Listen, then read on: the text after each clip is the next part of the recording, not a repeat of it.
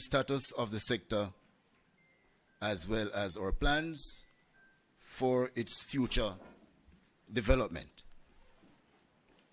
Before we proceed, let us adopt an attitude of prayer as we invite the Lord's presence in our midst, and we invite Mr. Wilson to lead us in prayer.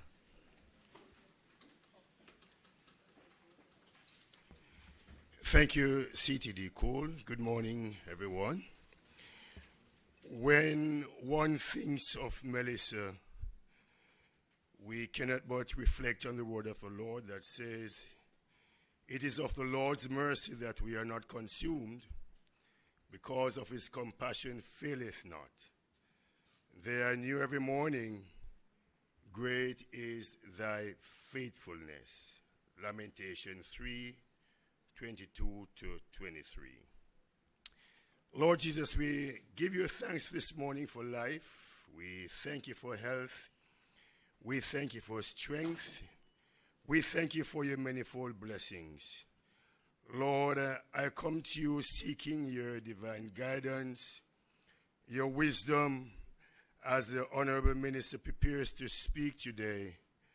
Lord, we pray that you will fill our hearts with peace, calm, Lord, any anxiety, and grant him the clarity to articulate the message effectively. Help us, Lord, to speak graciously, with courage, with compassion, using his voice to reveal truth, to build understanding, and to encourage development. May your Spirit guide his thoughts, his words, his action, ensuring that they reflect your grace and purpose. Give us all the humility to listen well and the strength to stand firm in what is right, even when challenged. Bless this gathering and all who listen, that our communication may be to the glory and honor and to the good of our country and even beyond our national borders. These and other mercies we ask. In Jesus' name I pray. And could everyone say amen? Right. So that is Mr. I.W. Wilson, Project Management Specialist. And I don't think it's a new discovery that he is a man of the cloth. Thank you, Mr. Wilson. At this time, ladies and gentlemen, please allow me to specially recognize and welcome some of our attendees. I don't know how I do that. I perhaps will have to just, it's everyone who welcoming. But I think we're going to just ask everybody to say who they are, what you do, where you're from, because you have all been on the front line. But first of all, let me welcome our hard-working Minister of Agriculture, Fisheries and Mining, Honorable Floyd Green. Give him a round of applause, please.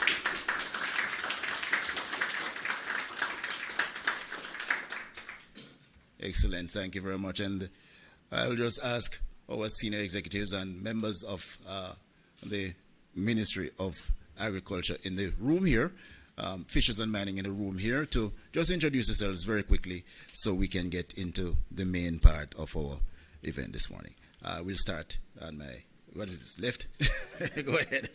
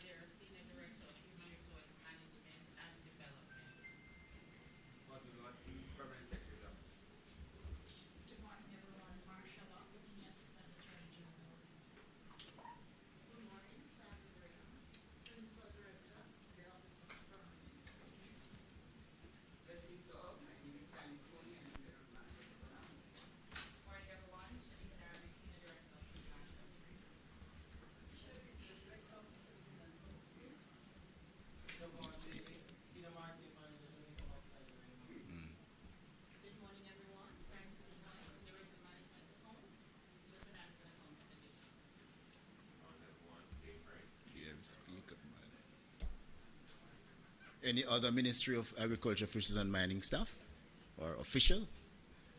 Yeah, you can say your name quickly, please. All right, thank you very much. Is that it?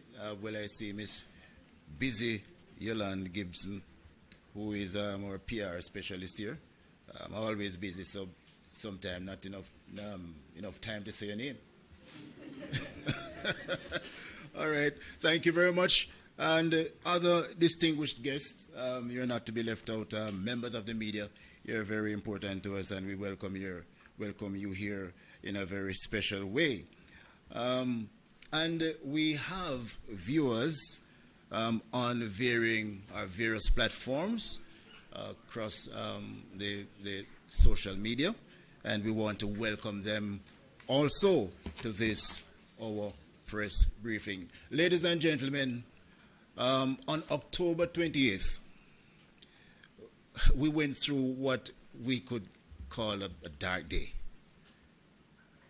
Our nation's history will have that as an antecedent to those who will come behind us. It was the day Jamaica endured the unprecedented force of Hurricane Melissa. All of us would have experienced it, but I can't help but to repeat. It was a Category 5 hurricane that caused extensive damage across multiple sectors and disrupting many lives, disrupting industries, our own ways of life. Our agricultural sector was not spared. And this is why we're doing this morning, ladies and gentlemen. And it's a short run-up for the minister. We're not going to say much, or there won't be much ado before he comes up. So this is why we want to welcome him. He won't come immediately. I'll just say a few things. Because, you know, I usually say that when you talk about minister, at introducing him, you have a long form and a short form. You know, so the long form is so impressive that you want to go into it. The shorter version is also so impressive that I think I want to go into it. But nevertheless, I will, you know, just leave it for now. I'll just leave it for now. Young, energetic, brilliant. What other adjectives do I use? Hardworking Minister of Agriculture, Fisheries and Mining, and I wonder if he sleeps. From the moment the hurricane struck, he was on the ground attending to the needs of our citizens. I don't know if anybody has seen the clip of him in his raincoat out in Black River when the light and power men were trying to put the power lines back intact. You should have seen him. If you haven't seen it yet, go and search for it. I think, ladies and gentlemen, please join me as we welcome our Minister of Agriculture, Fisheries and Mining, Honorable Franklin.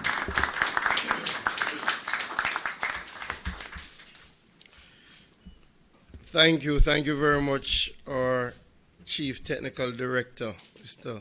Courtney Cole. I think he really enjoys when he gets these opportunities to be a master of ceremonies. You can, as country people say, in him, Aki.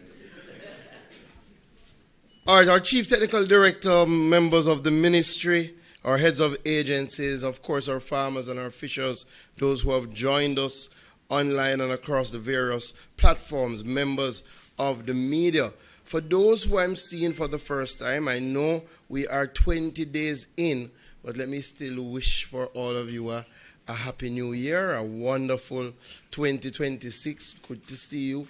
Dr. Watson, I wish for you peace and prosperity and all that is good. It's great to see so many of you this morning. I'm hoping that all our press briefings will be like this, where we will have a full house of media, and not only after the disasters. We want, when we come with good news as well, when things are going well, that we get a full house. So I'm very, very happy to see members of the media, and I do wish for you a wonderful 2026. This is the ministry recommencing our quarterly press briefings. We had started it a little while back. We had unfortunately had to take a break with Hurricane Melissa and with our election cycle, and now we're back at it. So I just want to say to members of the media, every quarter we will have a briefing of this nature. We do have a lot of ground to cover today, and I will try to go as quickly as possible so that I can open up for your questions. And we will look at today our Hurricane Melissa recovery program, where we are and how we move forward from here. What are the interventions that will guide us for the rest of this quarter towards the end of the financial year? We will also spend some time quickly looking at Pray-Dia-Last-Day, because Pray-Dia-Last-Day is such an important issue in relation to agriculture and fisheries. And I will provide an update on our mining sector and some of the issues that we've had since Hurricane Melissa, and also how we move forward towards the rest of the financial year and towards 2026.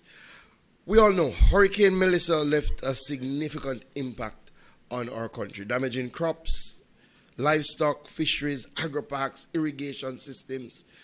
Over 70,000 farmers would have been impacted by Hurricane Melissa.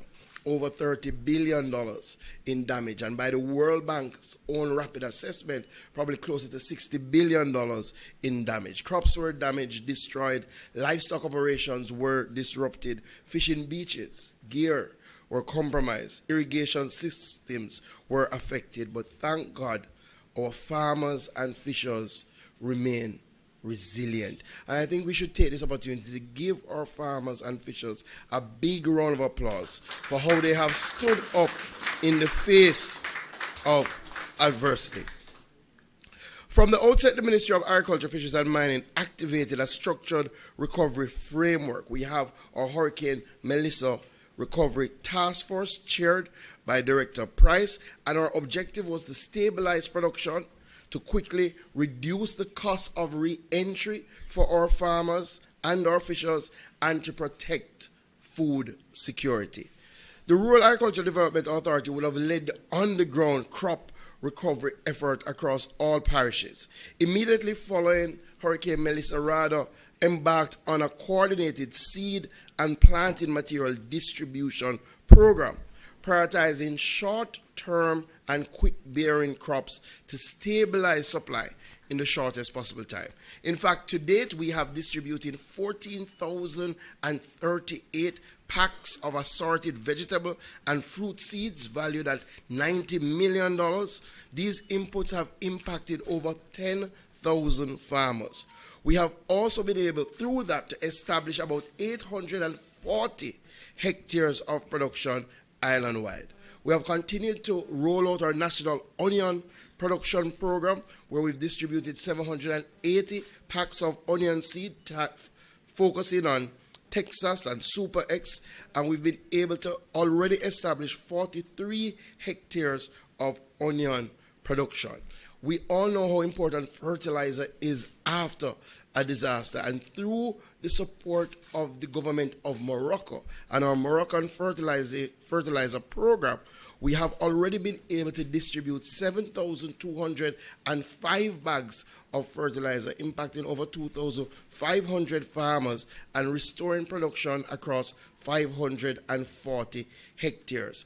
We knew and we recognized, and in my first intervention, as a part of our response mechanism, we wanted to ensure that our farmers had access to land preparation, because that is one of the biggest barriers for entry and for recovery. And as such, we removed the costs of land preparation through our RADA system. I'm pleased to report that already we have prepared 504 hectares for approximately 1,300 farmers at a value of $80 million. We also did not stop the initiatives that were already in play. We already know that mechanization is critical, especially in this era of persistent labor shortages. So prior to Hurricane Melissa, we had started the process of procuring walk-behind tractors, augers, and those have since come and have been deployed across a number of parishes. So we have deployed 6 walk-behind tractors across St. Thomas, St. Elizabeth, Clarendon, and St. Anne, and Manchester, supporting our onion and vegetable land preparation. In addition, 6 earth augers have been deployed in Trelawney, St. Anne, Clarendon, and Manchester. I was very happy to see, although it wasn't highlighted, I was very happy to see that in one of the articles about the recovery, one of the pictures was a farmer and a more experienced farmer using one of our walk-behind new tractors in that Clarendon bog hole area. We have also continued to embark on our National Irish Potato Program. To date, 850 hectares has been established, supporting 1,454 farmers. We do expect that by March, we will have about 12,996 tons of Irish ready for the market. Water availability is critical and has been critical to the recovery process. Through the National Irrigation Commission, emergency water support and restoration works were implemented, particularly in our western region. We learned a lot from Hurricane Beryl, and what we did during the time between Beryl and Melissa was to strengthen our resilience of our national irrigation system by ensuring that we had backup power generation for some of our main irrigation networks. In fact, a week after Hurricane Melissa, we were able to restore irrigation services to 75% of our customers. I think that deserves a big round of applause. And by week 5 post-Hurricane Melissa, 98% of our customers have had access to irrigation services. I really want to also thank JPS because we did see a big difference since Beryl to now, where the JPS is prioritizing the NIC systems as part of the critical infrastructure to be restored. And again, it's not by chance, where once the farmers have access to water, they will get out and produce again. But we haven't only done that. In fact, not only did we restore the irrigation services, we removed the cost to the farmers to get the irrigation water. And we have been providing water free to our farmers since the passage of Hurricane Melissa. In fact, the NIC has delivered 135 million gallons of water at no cost to our farmers since Hurricane Melissa.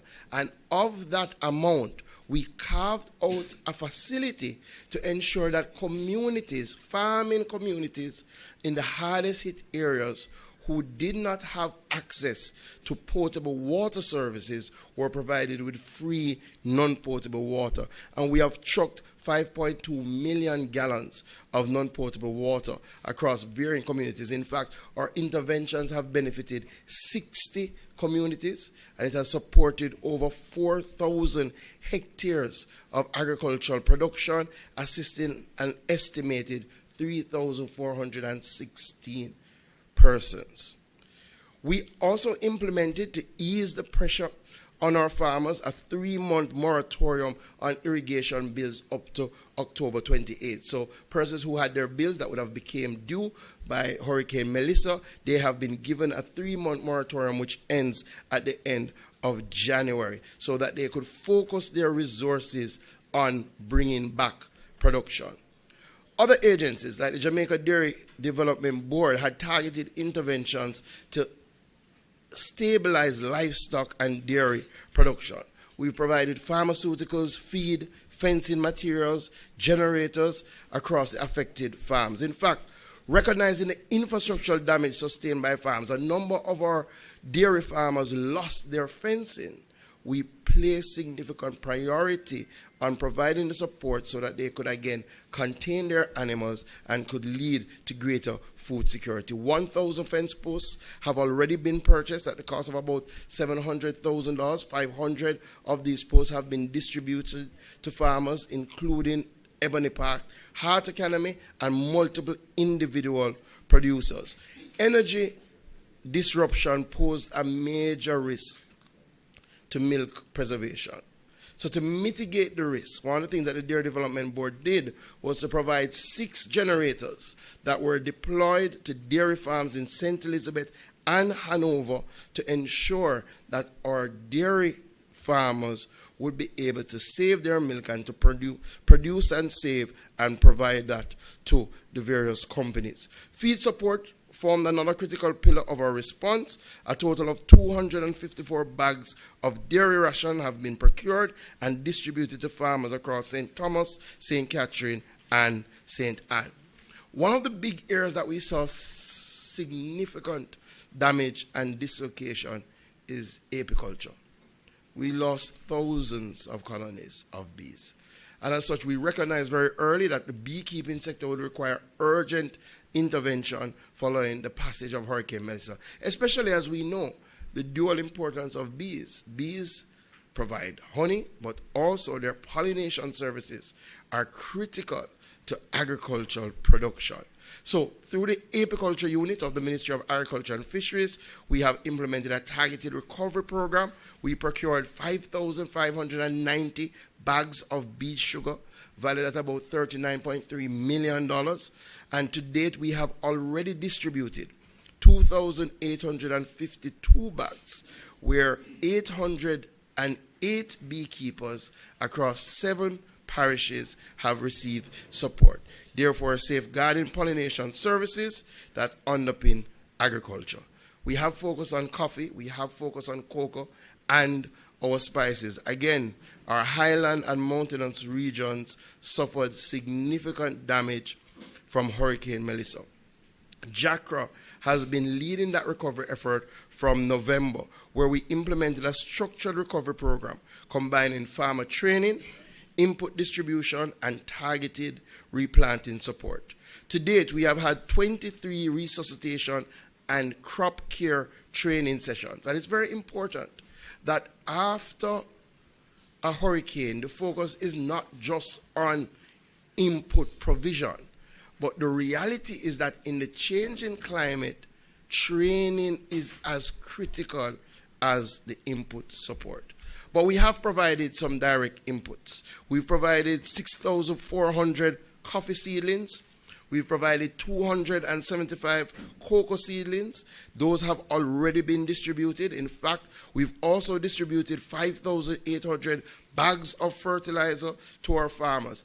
And while we haven't spoken about it much, all of these programs have had a social element where our agencies have also gone out in the field to issue care packages across our high production zones.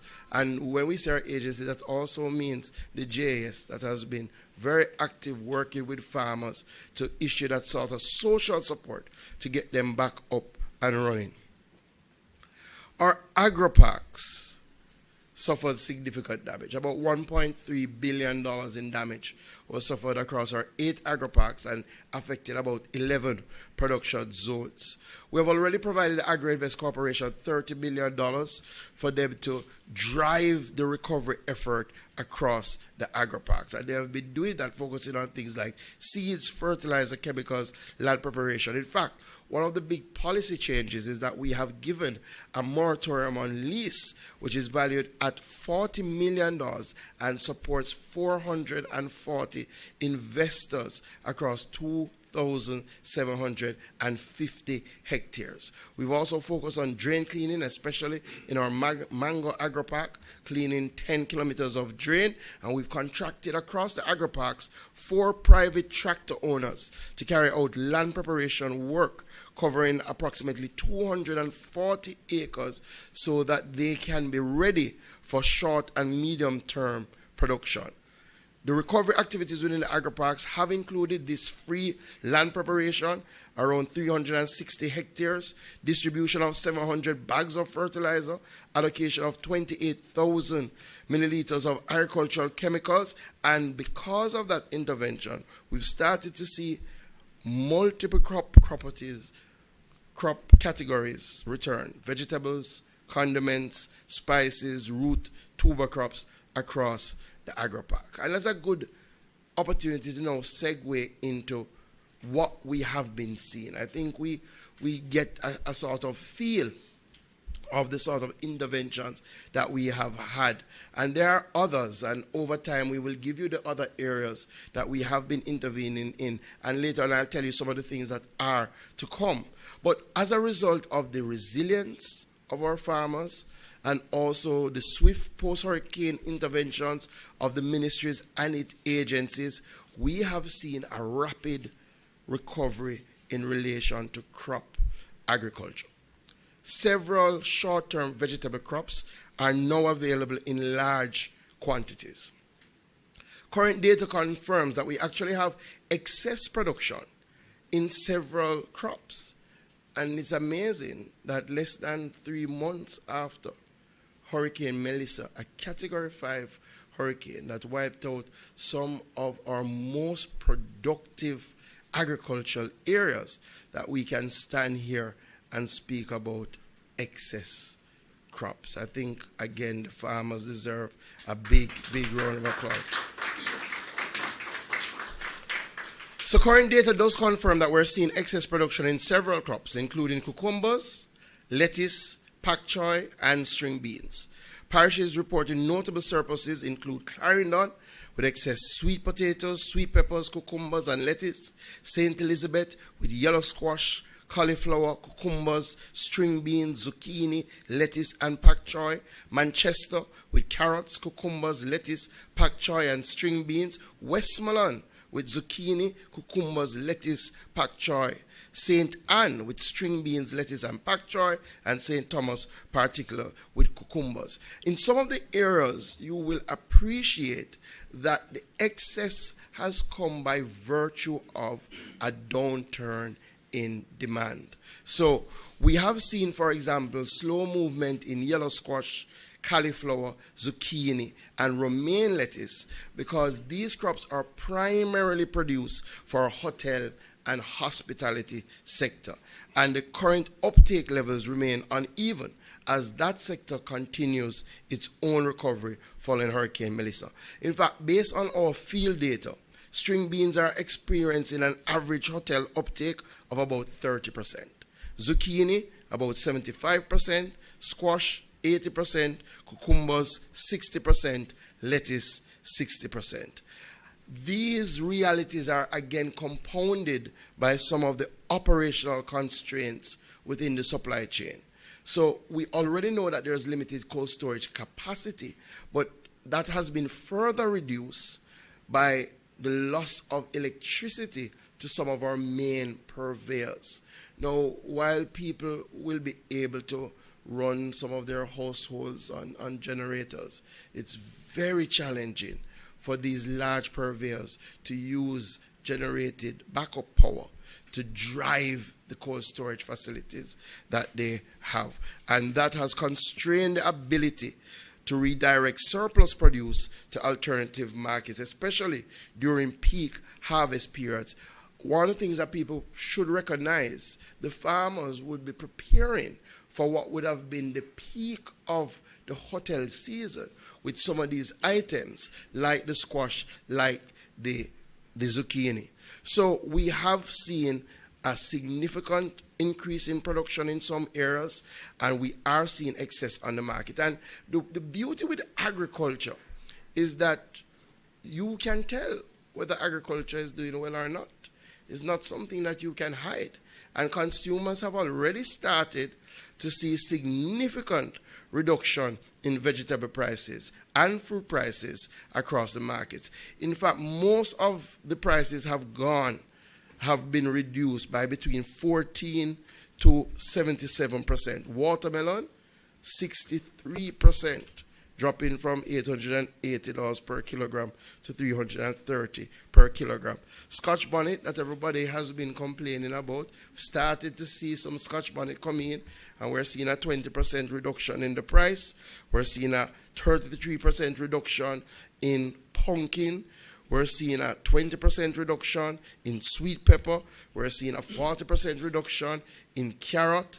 So across a number of lines, the consumers are feeling good because they are seeing what they would deem more affordable fresh produce. However, this stage of the recovery has to be managed carefully, because we have to ensure that markets can absorb what the farmers are producing so that our farmers can invest again. So the ministry is going to be taking some deliberate steps to address what has become now a glut in some of our crop lines. We are embarking on a series of targeted farmers market commencing this Friday across the entire island for the next few weeks, where RADA and our JS networks will work together to expand market access and support direct farmer to consumer sales. In fact, we are putting in a strategy to provide logistics support, which means transportation support, to help the farmers get to the farmers market so that they can sell these excess items. Additionally, the ministry, largely through RADA, is engaging our agro-processors to see how they can absorb excess production and convert it into juices, concentrates, and other value-added products.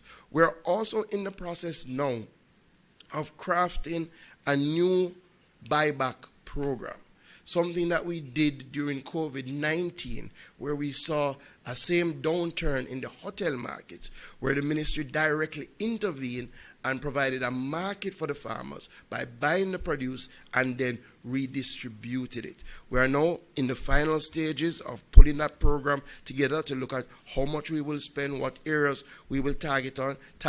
Again, I would love to see us return to the box of produce that we did during COVID-19, because it allowed some of our urban consumers to have things like squash and zucchini, eggplant, these things for the first time produced right here in Jamaica. So we are moving on that. The last area of our intervention will focus on storage. So already we have put in place 2 20-foot storage containers in Flagaman, powered by renewable energy. We expect to operationalize those over the next 3 weeks. We're also going to be launching our Essex Valley storage facility in early February. That will give us the capacity to store about 22 containers of fresh produce. And I'm saying now that once we launch the Agro Invest Corporation, we'll have to operationalize that in the shortest possible time. In the first quarter of our next financial year, we also expect to launch our content cold storage facility, which we broke ground for last year, which should be almost finished, and we will put those storage facilities into operation so that the farmers will have an outlet for their produce. There are also, so we are not at the end of our recovery effort. In fact, when I first spoke, we outlined a sort of 6-month recovery effort, and we are keeping to that time frame. And I did say to the nation that we will continue to monitor to see if our interventions are literally bearing fruit. The good news thus far is that we have seen the fruit of our interventions. So we will continue. We already have under contract an additional 10,750 seeds, vegetable seeds and fruit seeds that we will be distributing over the next few months, targeting an additional 7,000 farmers and trying to get 600 hectares under production. We are going to be doing a special yam farmer program. First thing that we did in support of our yam farmers was to send our agricultural land management unit into the field to look at the soil. Because as most of you are aware, our land farmers operate mostly in hilly terrain. And if you saw those hills after Hurricane Melissa, you would have seen that they suffered from significant, what we now know as salt burn, where you would have seen all the trees, all the leaves. So we wanted to ensure that the soil still had the same nutrient content and to design our fertilizer regime, our nutritional regime, to particularly cater to what we were seeing. So we're going to start this month distributing 5,130 bags of granular fertilizer towards our yam farmers. We're also going to be targeting some of our protected agriculture systems. So we are going to be driving protected agriculture in a big way this year. We're going to be helping our greenhouse farmers put back on their plastics. We're also going to be establishing about 32 new greenhouses. Some of them are going to be focused on nursery production so that we have the planting material to continue to drive the recovery. Additionally, we're going to be providing some tower farms, because this is not just about building back. This is literally about building back better, stronger, and more resilient.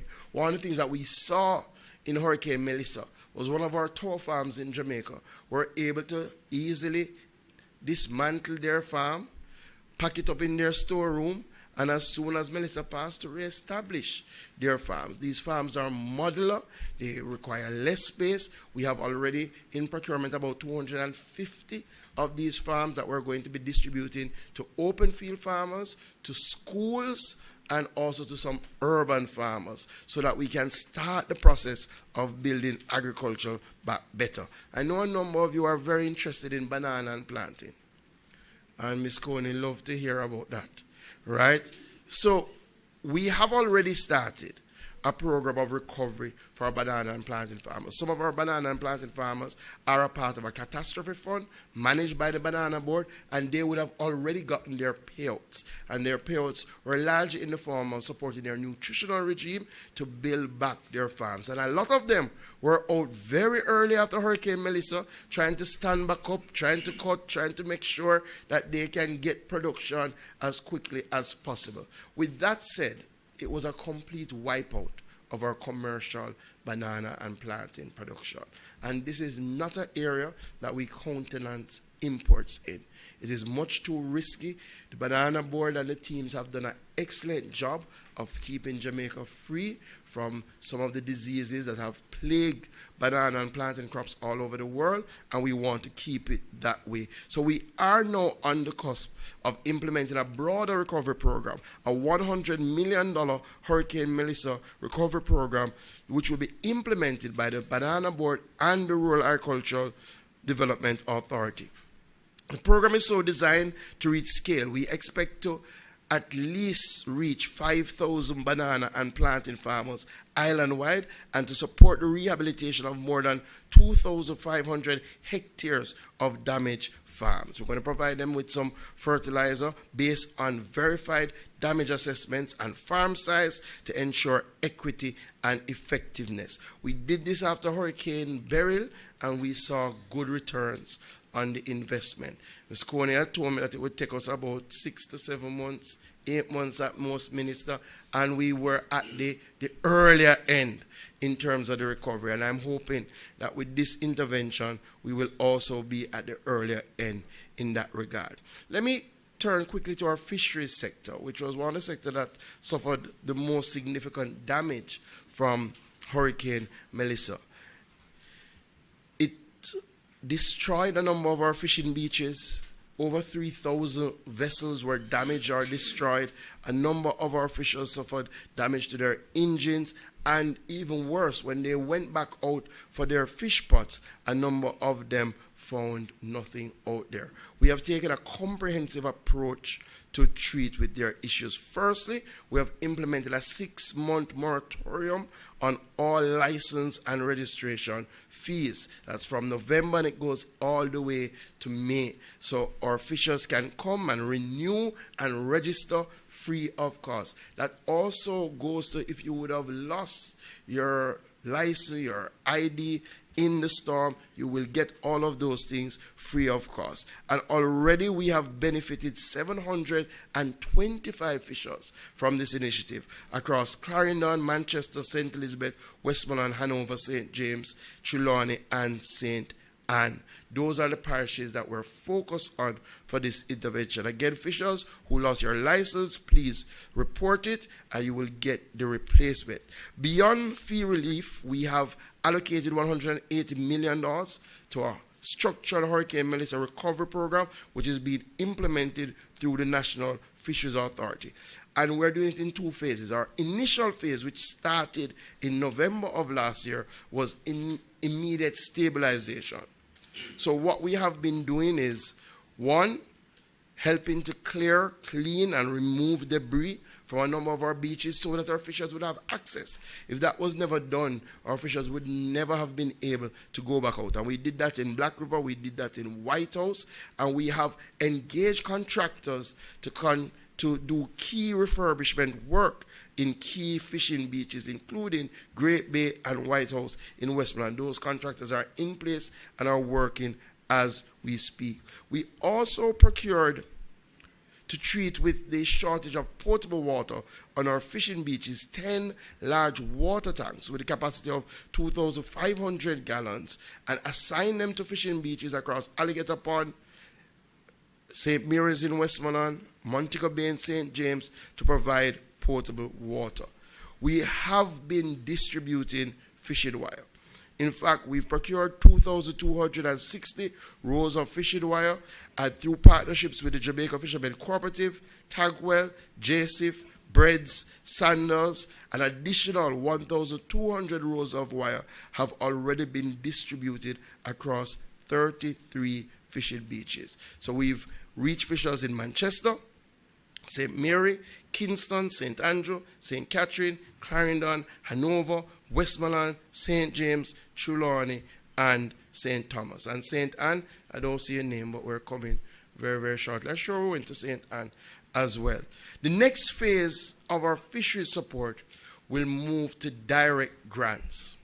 So we're going to be doing some cash grants to help our fishers treat with boat repairs and engine replacement. In fact, our cash grants will run from $150,000 all the way up to $5 million, depending on the level of damage and the size of the fishers. You know, we have artisanal, we have intermediate, we have our industrial fishers, and we are going to be providing support. In fact, already we've started to issue those grants, and I think about 5 of our intermediate fishers have already received $1 million to support the reestablishment of their boats and the replacement of their engines.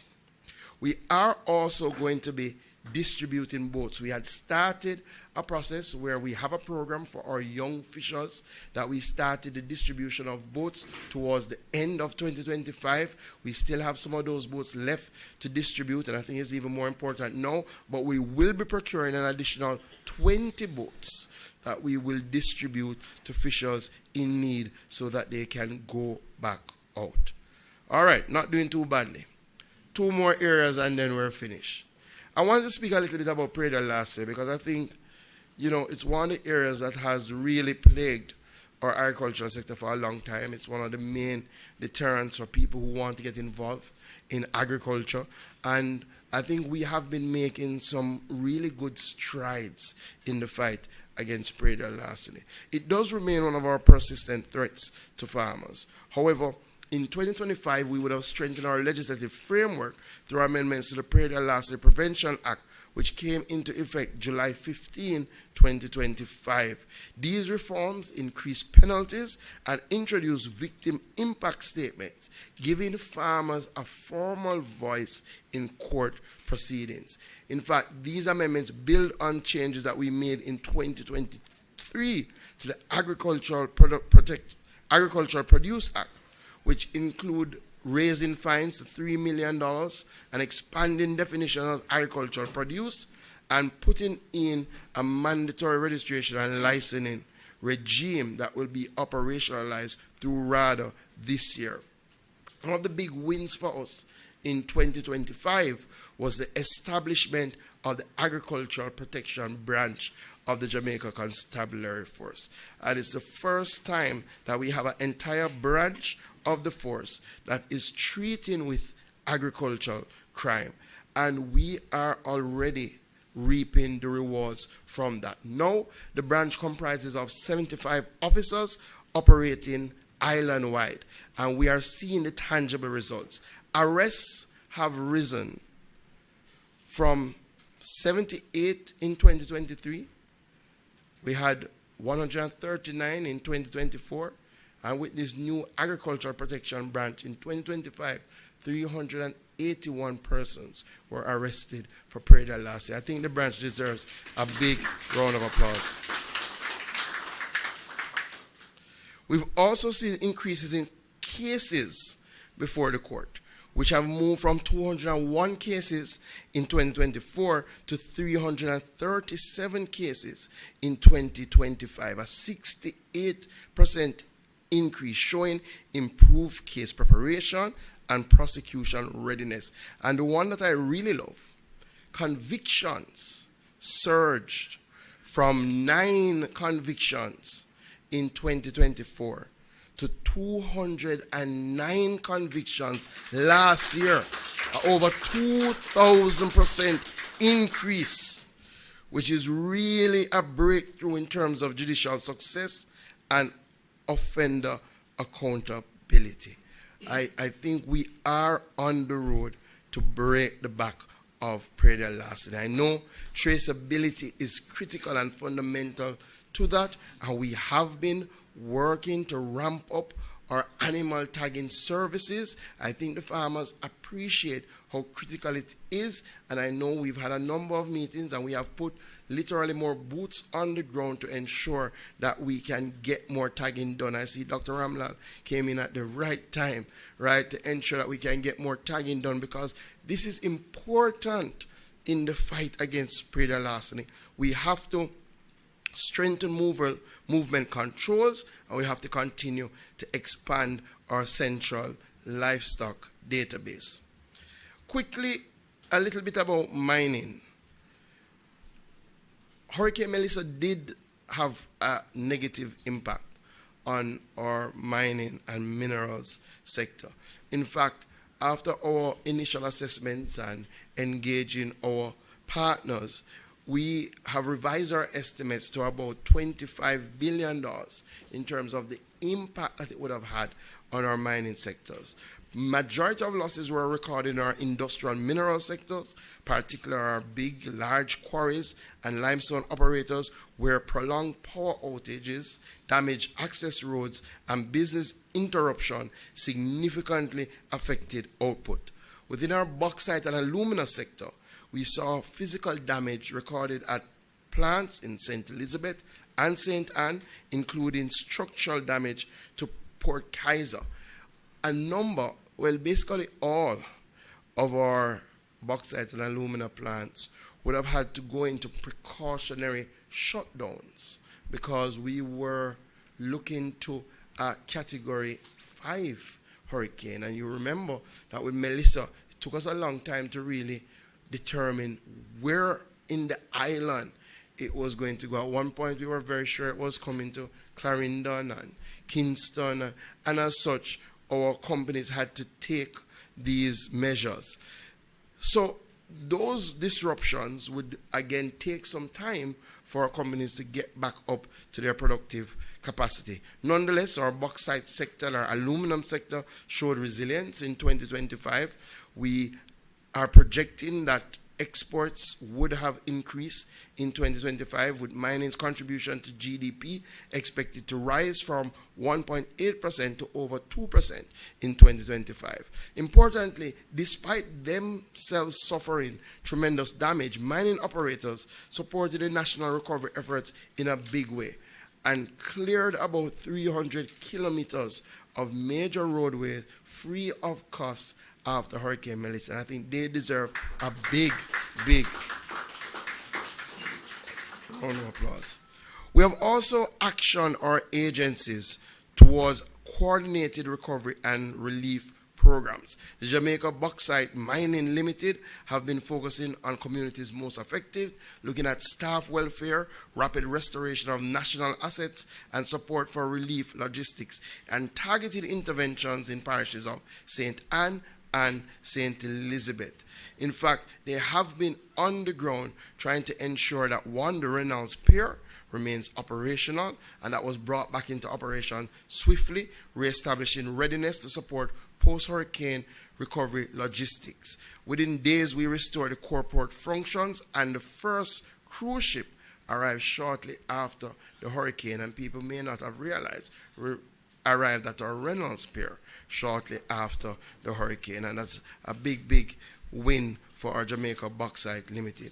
At Discovery Bauxite, technical assessment repairs were conducted promptly, allowing for a swift and safe resumption of operations. One thing that we saw from the Jamaica Bauxite Mining Limited towards the end of the year was our first ever barge shipment of boulders and marl, which really signals a new direction in terms of our industrial minerals. And the team have been out providing care packages, providing zinc, providing hardware material in some of our hardest hit areas. The same is true for our Jamaica Bauxite Institute that have delivered relief supplies valued at close to $1 million across a number of parishes, including St. Elizabeth, Westmoreland, and a number of communities, and continue to provide support in terms of water tanks and weekly water deliveries. So it has really been an all hands on deck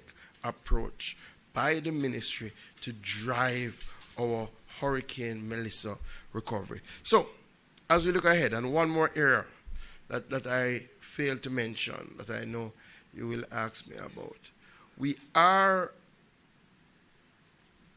have seen a significant downturn, as we know, in our egg production, right? Thankfully, through the work of the ministry and the work of our producers and the Egg Farmers Association, we have been able to tap into external sources to get both liquid eggs to reduce the demand on table eggs and to bring in some table eggs. And I think now we're seeing a little regularization in terms of the supply as we continue to drive and to ramp back up pullet production so that our farmers can get their layers again, so that we can get back up egg production. This is a long-term intervention. It will take us probably the rest of this year to bring back production to where it was and go over into next year. But it is something that we are working on diligently. So as we look ahead, it is important to be clear. Recovery is not a single event or a single budget line. It is a process. It requires discipline, transparency, and continued partnership with farmers, fishers, and industry stakeholders. Across this ministry, our focus is now firmly on resilience.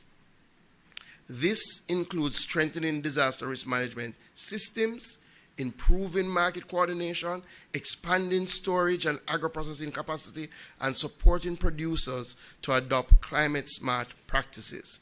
The lessons of Hurricane Melissa are being applied deliberately from catastrophe funds and insurance, and I will have occasion to speak a little bit more about what we're doing in relation to insurance, to diversified markets, stronger infrastructure, and building systems that can withstand future shocks. To our farmers, fishers, and our rural family, we have reached some of you. We have not yet reached all of you. But you can be assured that help is on the way. The government remains engaged, present, and accountable to you. And we are going to hold your hands as we drive this recovery together. We will feed Jamaica again. Thank you.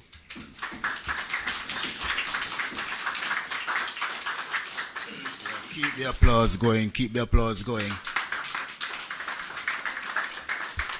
Recovery is not a single event.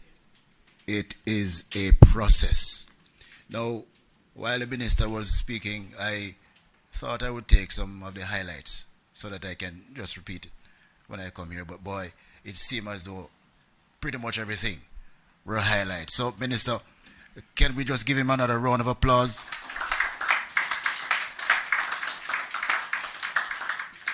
The one that I managed to to put down was we're not just recovering.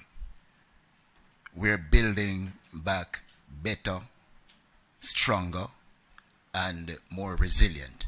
And I think we have to take that to heart. It's a very important statement, and a statement which is at the heart of what we have been doing in the recovery process. Ladies and gentlemen, we have now reached the point in today's proceedings where we will be taking your questions. But before we do so, we want to just thank the production team, the PR team, and all of the persons that have been involved to make this event the success it has been so far. And for that, we are truly, truly grateful. We now proceed to the question and answer segment. I suspect that, Minister, we could take like 3 questions and then you respond and we proceed in that way. All right, so floor is open.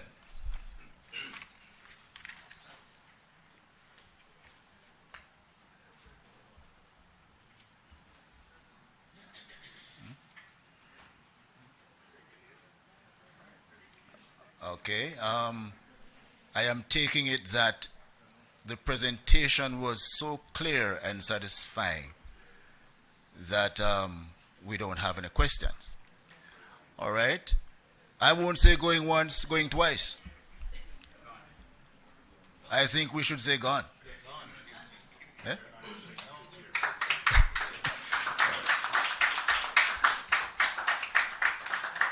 All right, interesting. So what is left for me to do then is to bring this very important and engaging event to a close. It is dubbed the Hurricane Melissa Recovery and a sector update for the agricultural sector. And we thank you all for having been here and for your participation. And we wish you good luck and Godspeed as you go your different directions. Thank you very much.